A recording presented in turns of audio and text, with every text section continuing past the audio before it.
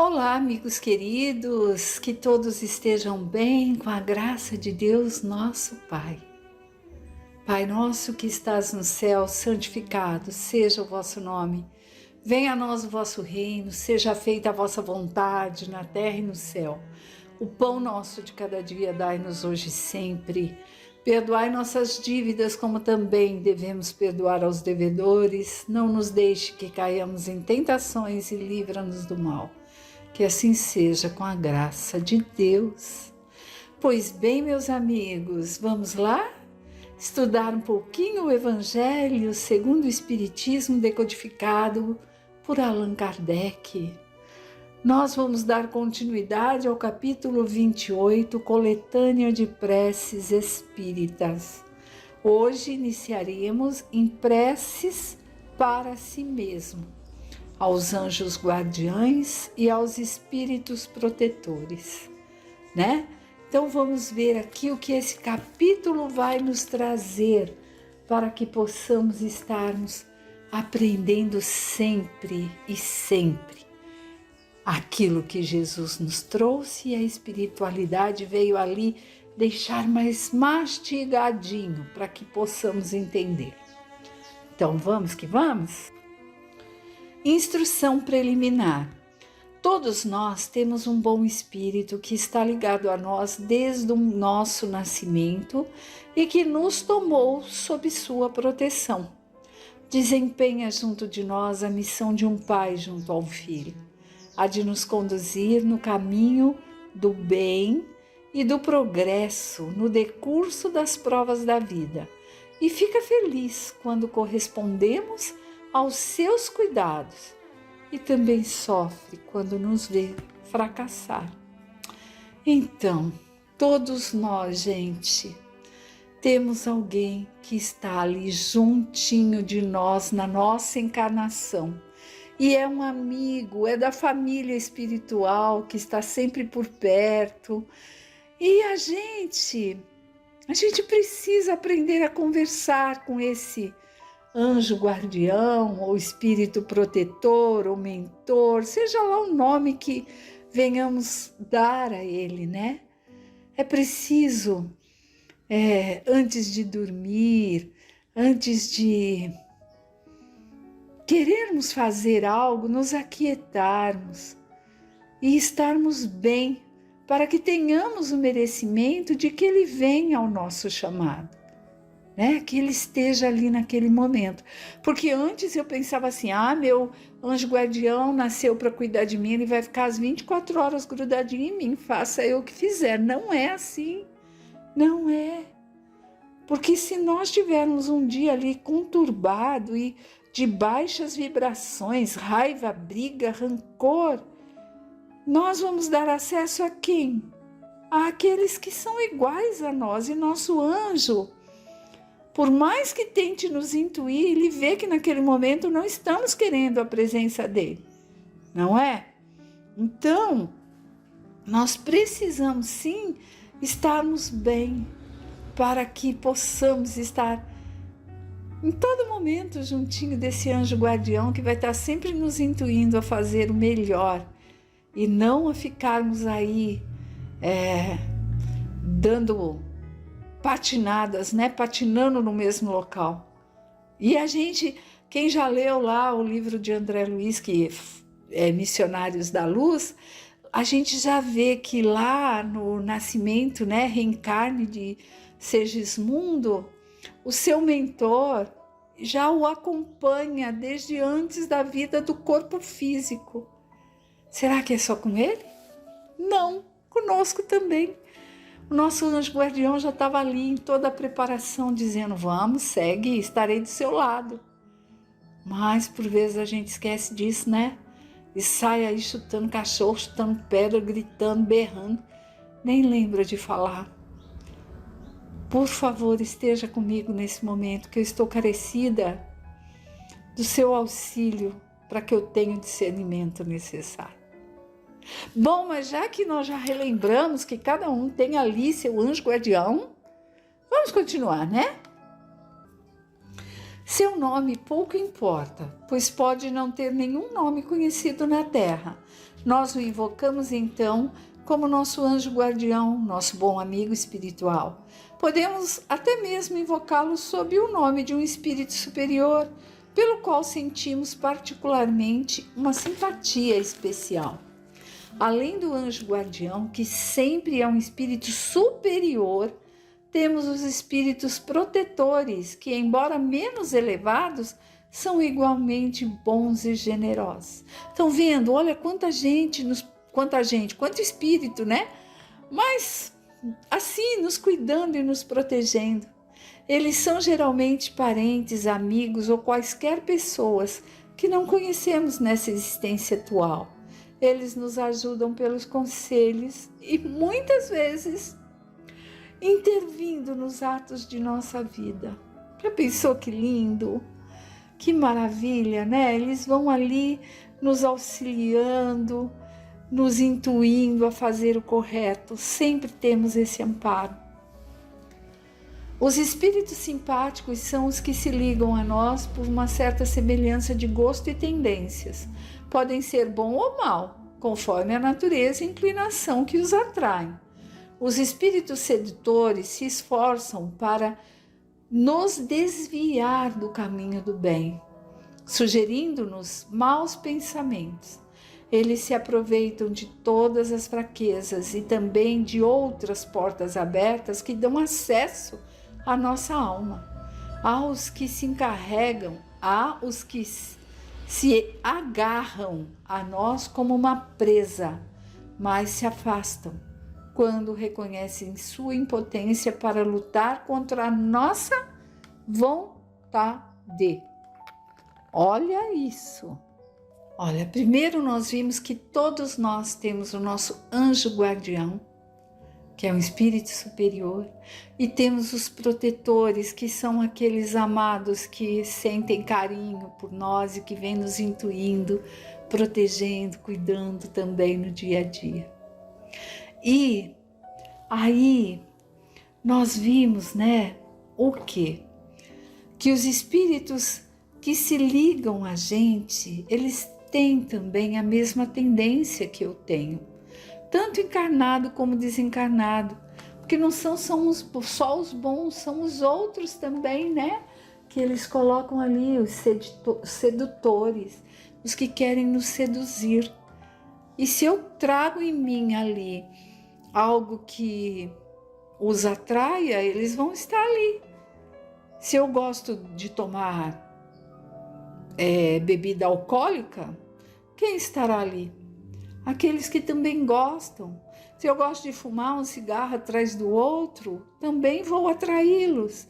Se eu sou aquela pessoa invejosa que olha para a grama do vizinho e fala, ai, só a dele tá verde, a minha tá aqui toda cheia de mato, toda acabada, e encontro com quem falar, porque a fofocagem também, né? Não deixa de ser vício, eu vou atrair iguais, né? Eu vou atrair, né? Porque eles pensam iguais. E aí a gente tem que prestar atenção, se policiar, olhar o que nós estamos fazendo, o que nós estamos buscando para nós. Os espíritos que estão junto de nós, porque se comprazem com o que fazemos, eles não querem que mudemos, né? Por que eu vou mudar? Por que eu vou deixar a Silvia mudar, parar de fumar? Parar de ser fofoqueira, parar de ter melindres. Eu tenho que incentivar isso nela, porque é igualzinha a mim, eu me sinto vivo nela, né? Então, nós precisamos sim ir buscando essas mudanças, às vezes a pulso, para podermos nos ajudar e às vezes auxiliar esse outro também que vai estar vendo e vai falar, meu Deus, olha aí, né? Eu só estou aqui porque eu gosto do que ela faz. E aí ela parou de fazer, então deixa eu ir embora, deixa eu procurar outro que tem o mesmo objetivo. Por vezes, se a gente vai na casa espírita, eles ficam, recebem tratamento. Então, nós temos tanto auxílio. E nós temos que aprender e conhecer e estudar para aprender a resistir a esses irmãozinhos espíritos sedutores aí, vigiando o pensamento, o sentimento, para irmos nos mudando, né? Porque a vontade de mudar, de fazer a nossa parte, o que nos cabe, ninguém pode me mudar. Eu vou mudar a Silvia. Não dá, eu tenho que me mudar. Eu não posso mudar a Lara, minha filha, eu posso orientá-la, mas a mudança tem que vir do quê? Da vontade dela, do esforço dela. Assim como qualquer outra pessoa, a minha amiga não está legal, eu vou mudá-la. Não, eu posso exemplificar, mas mudar eu não consigo.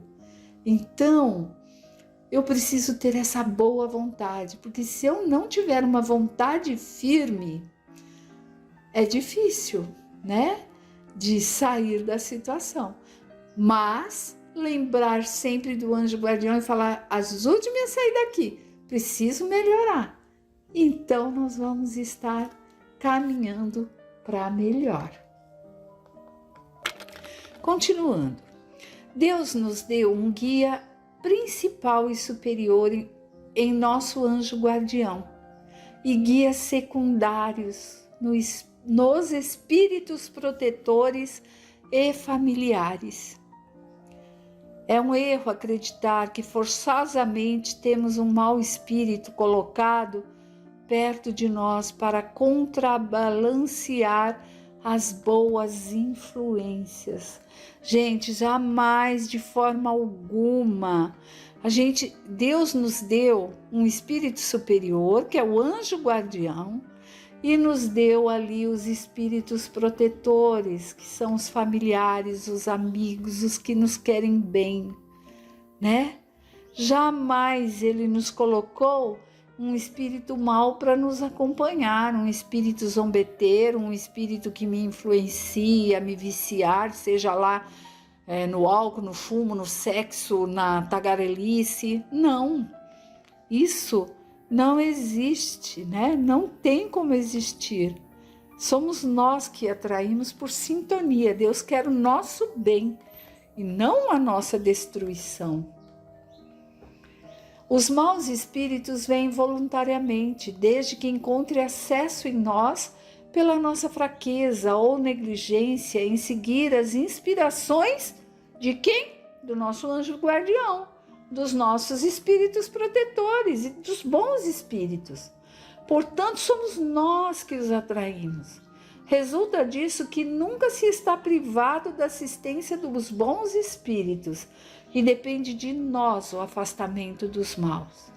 Por suas imperfeições, o homem é o causador das misérias que suporta. Ele é, a maioria das vezes, o seu próprio mau espírito, que ele pensa que o atormenta. Gente, olha que forte essa frase. Ele é, na maioria das vezes, o seu próprio mau espírito, né? Que ele pensa que o atormenta. Quando fica ali só se culpando, eu tenho culpa disso, eu não mereço nada de bom, Quem é o mau espírito ali? Eu mesma. E atrai outros que pensam como eu e falam: isso mesmo, Silvia, isso mesmo, mas vem porque eu estou me denegrindo, eu estou me colocando para baixo, eu estou me prejudicando. Muitas das vezes, se alguém que não é espírita, não conhece nada sobre o espiritismo, da influenciação que nós temos pelos espíritos superiores e inferiores, principalmente os inferiores, porque se não percebe, os superiores vai achando e vai falando assim: nossa, eu fui o bambambam, consegui isso hoje, olha como eu consegui descobrir isso, e não percebe que o espírito superior está ali. Mas quando o mau espírito vem e se afina conosco, ele vai fazer o quê? Ele vai se sintonizar e se aproveitar daquilo que já há em nós. Então, o mau espírito que me faz mal, geralmente sou eu mesma. Eu só atraio outros iguais. Então, vamos ficar atentos. Vamos nos mudar, nos melhorar, né? e pedir ali intercessão a Deus Pai, né? Para que sejamos auxiliados ao nosso anjo guardião e aos protetores. Agora vamos às preces, né? Que tem 3 preces aqui nesse tema que são colocadas. Então vamos lá? Prece. Espíritos sábios e benevolentes, mensageiros de Deus, cuja missão é assistir os homens, conduzi-los ao bom caminho, sustentai-me nas provas desta vida. Dai-me a força para suportá-las sem lamentações. Desviai de mim os maus pensamentos e fazei com que eu não me afine com nenhum dos maus espíritos que tentarem me induzir ao mal. Iluminai minha consciência sobre meus defeitos e tirai de sobre meus ombros o véu do orgulho que poderia me impedir de os distinguir para os combater em mim mesmo.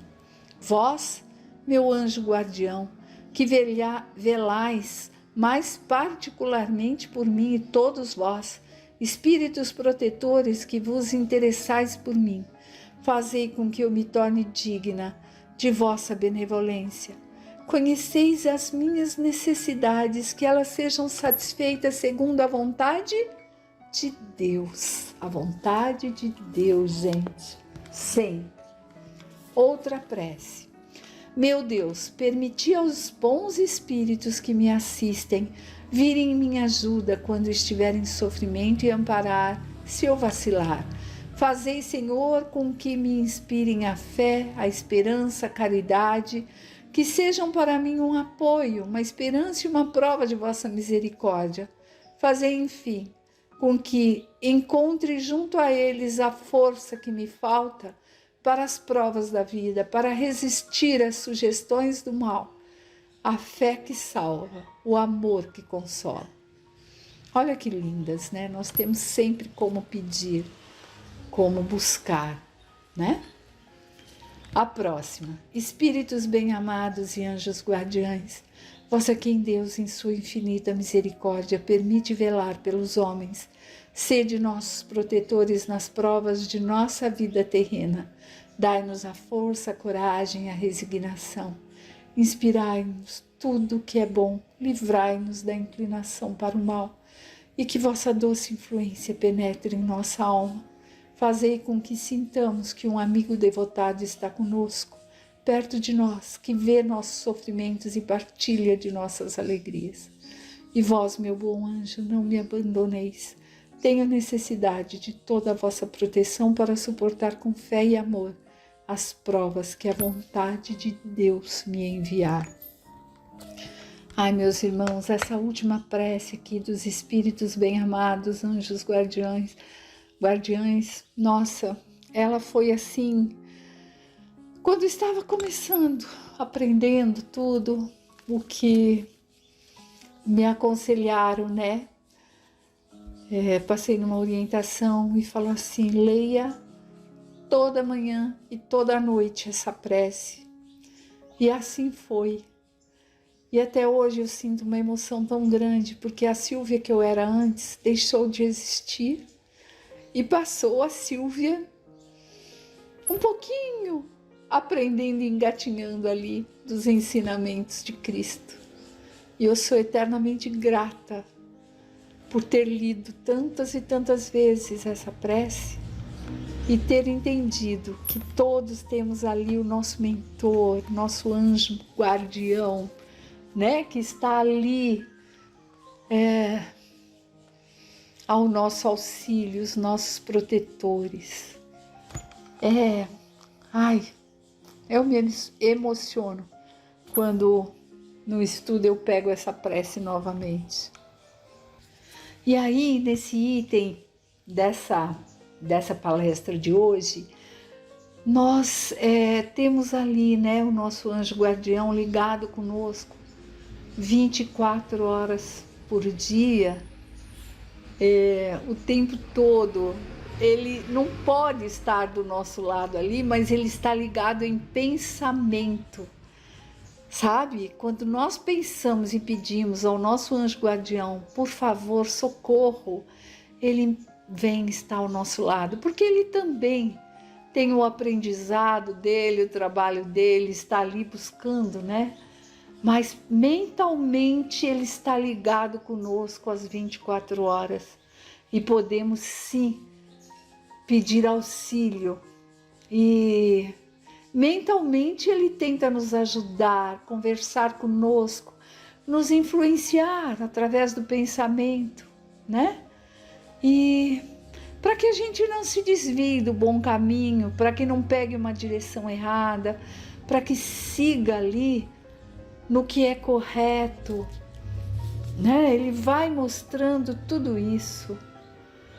Mas assim, a gente não pode achar que Ele vai nos livrar se nós quisermos ir lá, eu vou pular nesse precipício porque meu anjo vai me salvar. Não, não é assim. Nós temos o livre-arbítrio, Ele é nosso anjo, mas Ele não pode fazer por nós. Ele vai deixar para que a gente aprenda o que vai acontecer. Ele não pode interferir nisso. Então, mas nós podemos pedir ajuda e Ele vem, né? E aí esse capítulo nos mostra que temos sempre um amigo a nos auxiliar, mas que devemos nos limpar dos pensamentos maus, senão atraímos para junto de nós outros espíritos que não são Ele e querem se passar por Ele, deixando ali a má influenciação, e nós, ignorantes que somos, deixamos nos levar e seguir, não é? Então vamos que vamos estudando sempre, sempre, sempre, porque nosso anjo guardião tem um amor imenso, amizade, carinho por nós, e tanto que se coloca ali como nosso tutor. É um amor incondicional. E quando pedimos ajuda, Ele está ali, prestes a nos auxiliar. Meus amigos, fiquem com Deus, que a semana seja linda e maravilhosa, cheia de luz e de ensinamentos do Pai em ação, o Evangelho em ação. Até breve, se Deus assim nos consentir.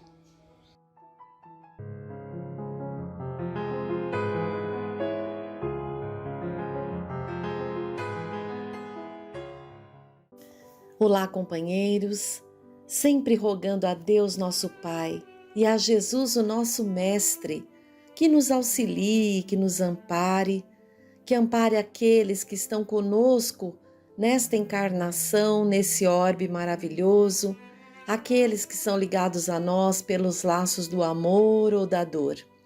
Que todos possamos dar os passos em sentido progressivo, conforme espera Deus nosso Pai. Hoje nós vamos dar continuidade ao estudo, à leitura do livro dos Espíritos por Allan Kardec. Nós estamos no livro 2, capítulo 11, Os Três Reinos, item 1, os minerais e as plantas. Kardec pergunta, 585, que pensais da divisão da natureza em 3 reinos, ou ainda em 2 classes, os seres orgânicos e os seres inorgânicos? Alguns fazem da espécie humana um 4º reino. Qual dessas divisões é a preferível? Todas são boas, isso depende do ponto de vista. Encarnados, sob o aspecto material, não há senão seres orgânicos e seres inorgânicos. Do ponto de vista moral, há, evidentemente, 4 graus. Nota de Allan Kardec.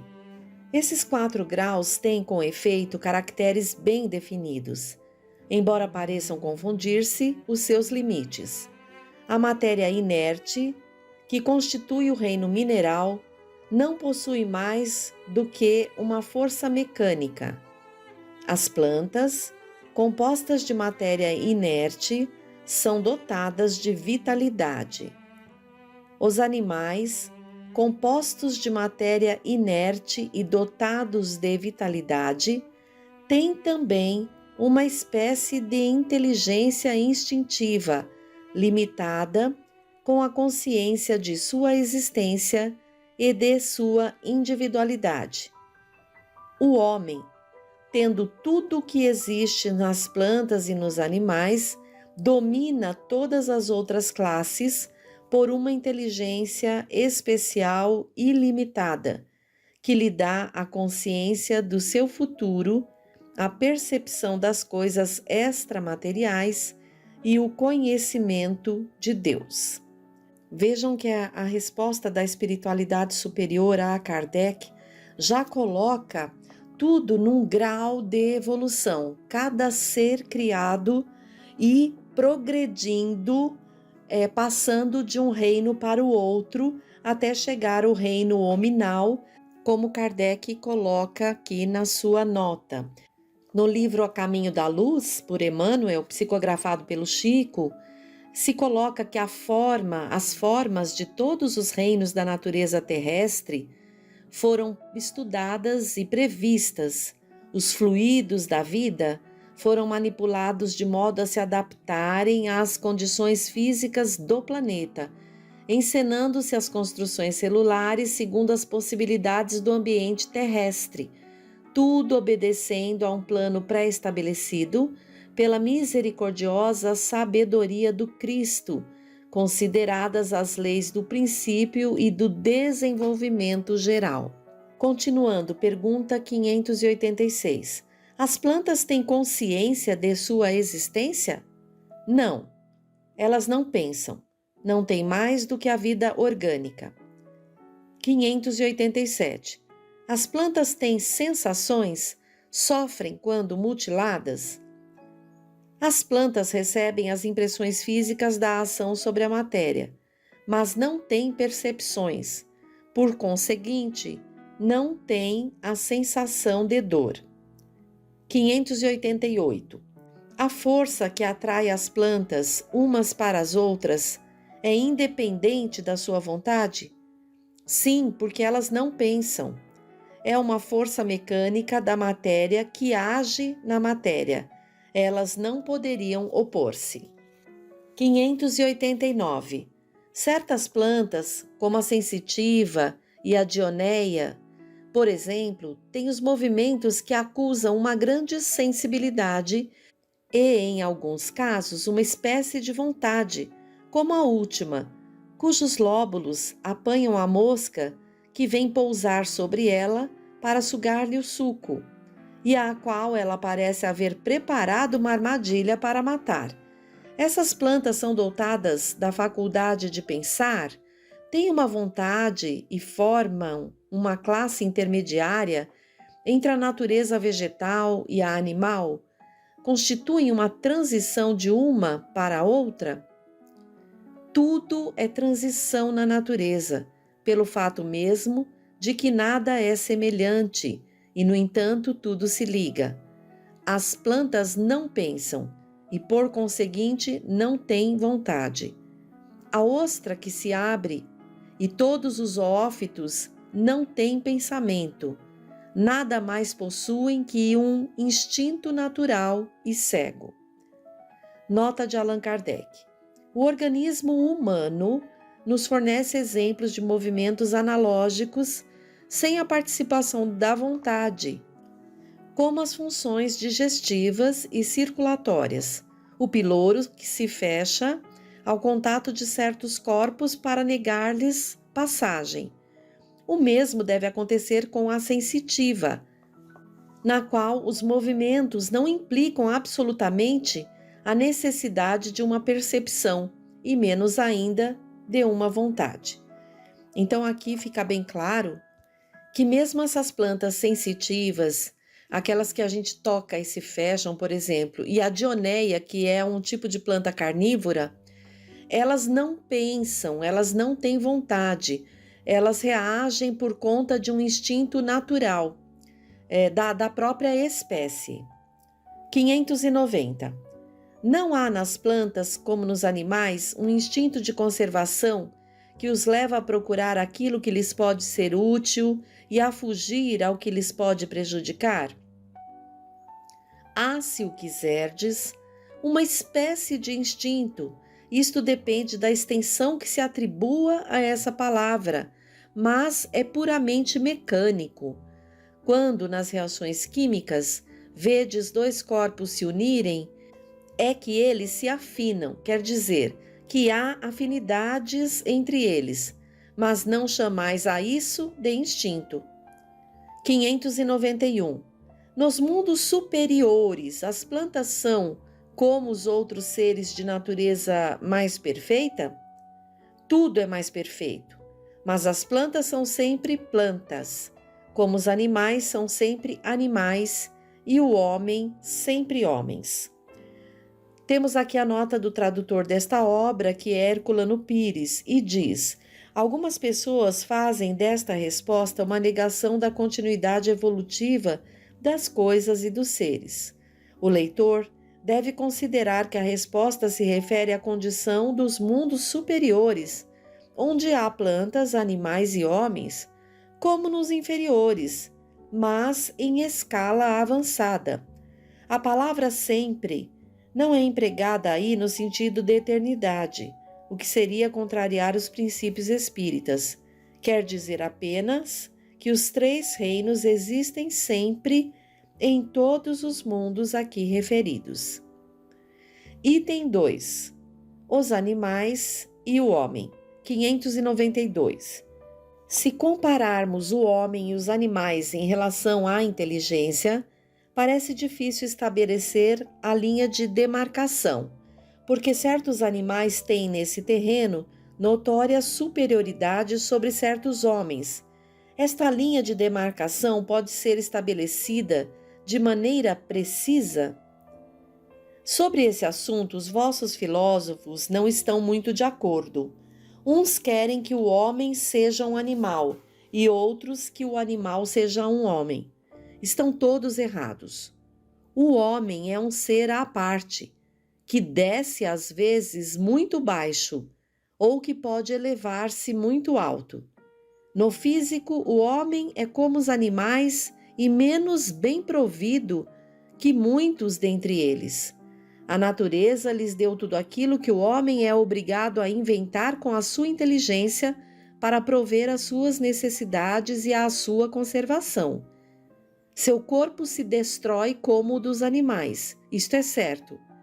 Mas o seu espírito tem um destino que só ele pode compreender, porque só ele é completamente livre.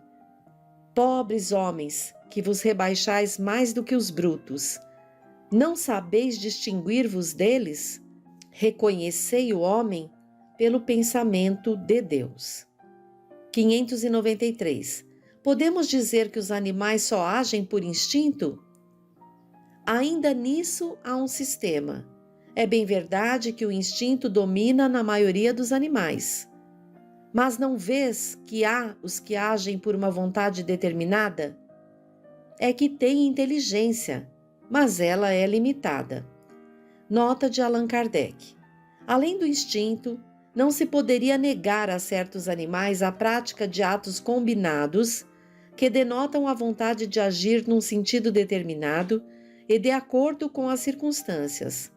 Há neles, portanto, uma espécie de inteligência, mas cujo exercício é mais precisamente concentrado sobre os meios de satisfazer às suas necessidades físicas e prover à sua conservação. Não há entre eles nenhuma criação, nenhum melhoramento. Qualquer que seja a arte que admiramos em seus trabalhos, aquilo que faziam antigamente é o mesmo que fazem hoje, nem melhor, nem pior, segundo formas e proposições constantes e invariáveis. Os filhotes separados de sua espécie não deixam de construir o seu ninho de acordo com o mesmo modelo, sem terem sido ensinados. Se alguns são suscetíveis de uma certa educação, esse desenvolvimento intelectual, sempre fechado em estreitos limites, é devido à ação do homem sobre uma natureza flexível, pois não fazem nenhum progresso por si mesmos, e esse progresso é efêmero, puramente individual, porque o animal abandonado a si próprio não tarda a voltar aos limites traçados pela natureza. 594. Os animais têm linguagem? Se pensais numa linguagem formada de palavras e de sílabas, não. Mas, num meio de se comunicarem entre si, então sim, eles se dizem muito mais coisa do que supondes, mas a sua linguagem é limitada como as suas próprias ideias, às suas necessidades. 594A. Há animais que não possuem voz. Esses não parecem destituídos de linguagem? Compreendem-se por outros meios. Vós, homens, não tendes mais do que a palavra para vos comunicardes? E dos mudos, que dizeis? Os animais, sendo dotados da vida de relação, têm meios de se prevenir e de se exprimir as sensações que experimentam. Pensas que os peixes não se entendem? O homem não tem o privilégio da linguagem, mas a dos animais é instintiva e limitada pelo círculo exclusivo das suas necessidades e das suas ideias, enquanto a do homem é perfectível e se presta a todas as concepções da sua inteligência. Nota de Allan Kardec. Realmente, os peixes que emigram em massa, bem como as andorinhas, que obedecem ao guia, devem ter meios de se advertir, de se entender e de se combinar. Talvez o façam entre si, ou a água seja um veículo que lhes transmita certas vibrações. Seja o que for, é incontestável que eles dispõem de meios para se entenderem, da mesma maneira que todos os animais privados de voz, que realizam trabalhos em comum. Deve-se admirar, diante disso, que os espíritos possam comunicar-se entre eles sem o recurso da palavra articulada? Vejam que interessante, né? Inclusive, Kardec nos remete aqui ao item 282 para explicar um pouquinho melhor. E nesse item, que está no livro 2º Vida Espírita, a pergunta é a seguinte: como os espíritos se comunicam entre si? E a resposta é: eles se veem e se compreendem. A palavra é material, é reflexo da faculdade espiritual. O fluido universal estabelece entre eles uma comunicação constante.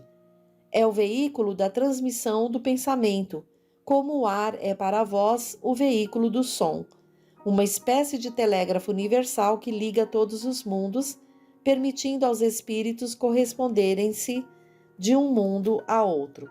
Então, Kardec aqui faz uma comparação para que a gente entenda a comunicação que existe entre esses animais que não produzem sons, né? Como os peixes, e como que eles se comunicam, como que eles vão juntos, se encontram, nadam, vão para a mesma direção. 595. Os animais têm livre-arbítrio? Não são simples máquinas como supondes, mas sua liberdade de ação é limitada pelas suas necessidades e não pode ser comparada à do homem. Sendo muito inferiores a este, não têm os mesmos deveres. Sua liberdade é restrita aos atos da vida material. 596. De onde vem a aptidão de certos animais para imitar a linguagem do homem? E por que essa aptidão se encontra mais entre as aves do que entre os símios, por exemplo, cuja conformação tem mais analogia com a alma humana?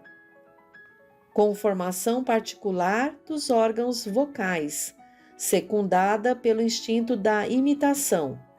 O símio imita os gestos, certos pássaros imitam a voz. 597. Pois se os animais têm uma inteligência que lhes dá uma certa liberdade de ação, há neles um princípio independente da matéria? Sim, e que sobrevive ao corpo. 597A. Esse princípio é uma alma semelhante à do homem? É também uma alma, se o quiserdes. Isso depende do sentido em que se tome a palavra, mas é inferior à do homem. Há entre a alma dos animais e a alma do homem tanta distância quanto entre a alma do homem e Deus. 598.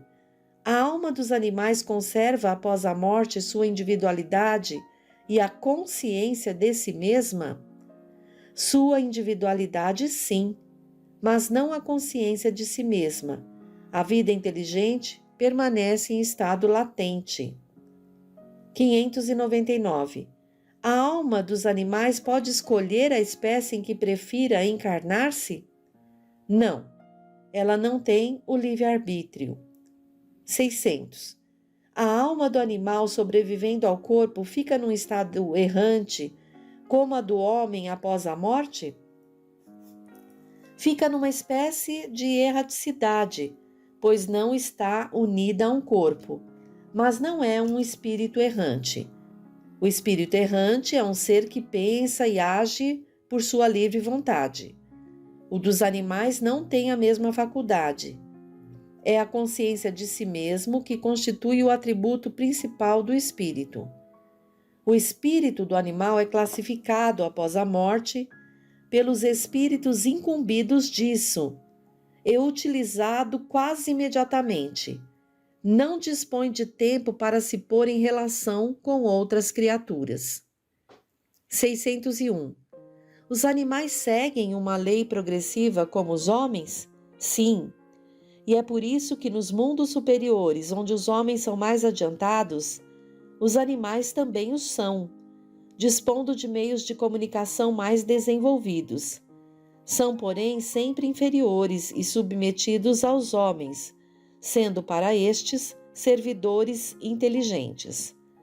Nota de Allan Kardec. Nada há nisso de extraordinário. Suponhamos os nossos animais de maior inteligência, como o cão, o elefante, o cavalo, dotados de uma conformação apropriada aos trabalhos manuais. O que não poderiam fazer sob a direção do homem? Então vejam que interessante, que maravilhoso é a elaboração, a construção da vida. Cada planeta, então, regido por um co-criador, no caso o planeta Terra, regido por Jesus, né? Com seus colaboradores, espíritos designados para isso, vão auxiliando na criação de todos os seres e da sua evolução, conforme o planeta, o tempo vai passando e o planeta também vai passando pelas suas fases primitivas, de provas e expiações, de regeneração, de mundo feliz e por aí vai. É maravilhoso, né? Buscarmos estudar um pouquinho, porque a gente vai ampliando, expandindo a nossa condição de raciocínio e tendo a condição de valorizar ainda mais tanto a si mesmo quanto toda a criação divina. Paramos por aqui hoje, até o próximo encontro.